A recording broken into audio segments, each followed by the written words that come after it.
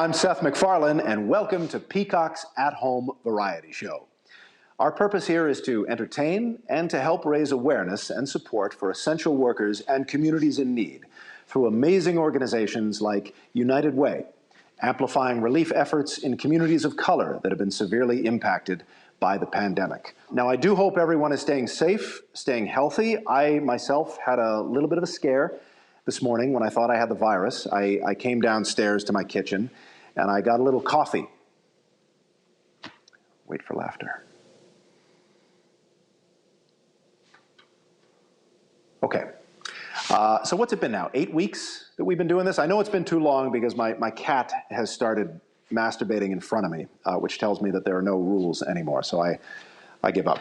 But our guest tonight is a very talented writer, comedian. He has appeared on The Daily Show and The Nightly Show, which he also hosted. Folks, here's the very talented Larry Wilmore. Hey everybody, Larry Wilmore here, and welcome to my show inside of a show.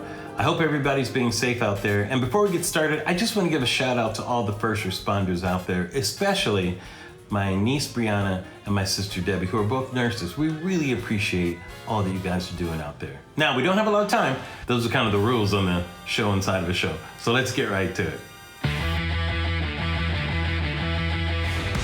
Okay, now it's time for Fight Me. I will state what I consider to be a reasonable take on a subject, and my guest will have to fight me on it. Let's see who our special guest is today. Hey, it's Sean Hayes. Hey, Sean, how you doing? It has the word fight in the title, so I'm nervous. No, all you have to do is fight me. It's real simple. Okay, here we go. Almond milk is not milk. Fight me. Well, this is going to be easy because it has the word milk in the title. It's almond water, Sean. Where are all the almond cows that are making this almond milk is what I want to know. What about chocolate milk? Why you got to bring a race is all I got to nice. Sure. But it's... Look. And time's up. Jesus was black. Fight me. I cannot because... Why do you think Jesus walked on water? Because he Brothers can't swim, Sean. Jesus is black is fine with me. And that's all the time we have for today. You win that one too? That's just so weird. No. That way. No, you did really well. Maybe I should bring up the subject. Okay, go ahead. Nuts in any dessert? Absolutely not. Nuts and brownies are an unexpected treat. No, when in-laws come over to your house, is that an unexpected treat?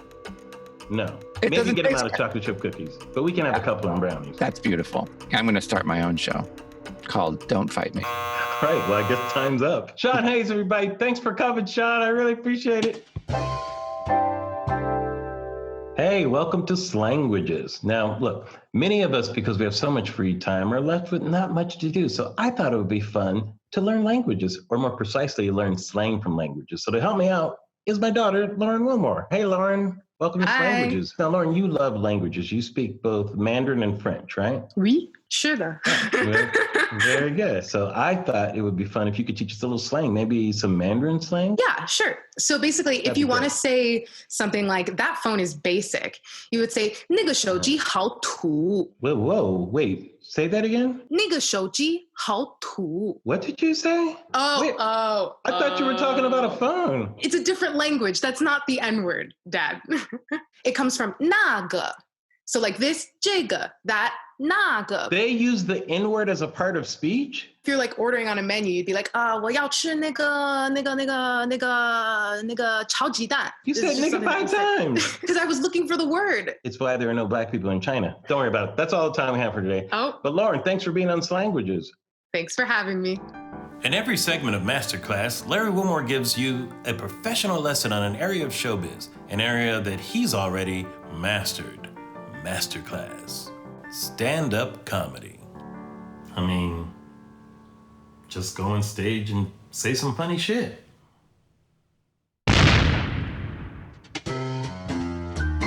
In this segment of Mind Blown, I'm going to be showing you a magic trick. Now, if I were to take this playing card and drop it, it would fall pretty fast, right? It has to. All it's doing is obeying the laws of gravity, right? But what if I could make it fall slow?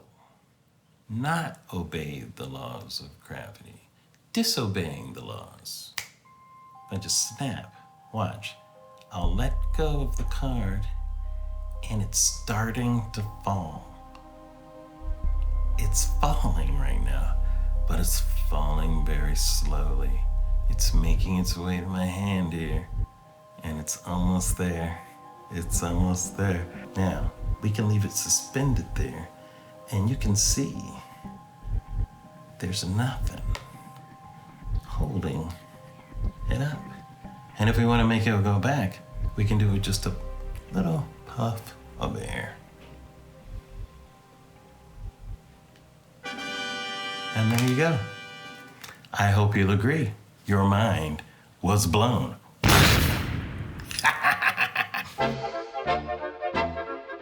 All right, welcome to the podcast within the show. God, I'm so excited about my guest today. He's a legendary documentary filmmaker. He's done classics from Civil War to country music, his latest one. Oh, he's so good. I'm so excited to have the podcast within the show, filmmaker Ken Burns, everybody. Ken, thank you so much for being on the show and helping out this great cause. Well, Larry, thanks for having me. Okay, we don't have a lot of time because this is a podcast within a show, so I want to get right to it. Here's what I want to ask you about. I want to ask you about what's called the Ken Burns effect, right? That's how you've been able to use photographs in such a dynamic way. How did you even think of that? Like, what exactly was your impetus? Well, you know, I was trained by still photographers, but I wanted to be like a Hollywood director. And I looked at a still photograph and I said, oh my goodness, there's a master shot with a long shot. Ken, I'm sorry, I have to cut you off. We're out of time. I really apologize. Man, it was just getting so interesting too. But thanks for being on. I really appreciate it. You really are the best. Hopefully we're on again. I can ask you another question. And I hope I can answer it. Ken Burns, everybody. Thanks, Ken. Because of this extraordinary situation we're in, many high school seniors and college seniors, for that matter, didn't have a chance to have the graduation ceremony. So here's what we thought we would do.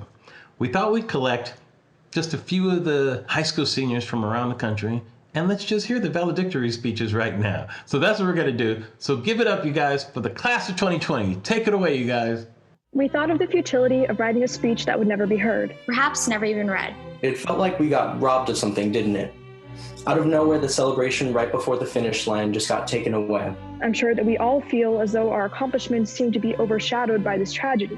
I will admit that feeling stings. 2020, although cliche, signifies the clearest vision.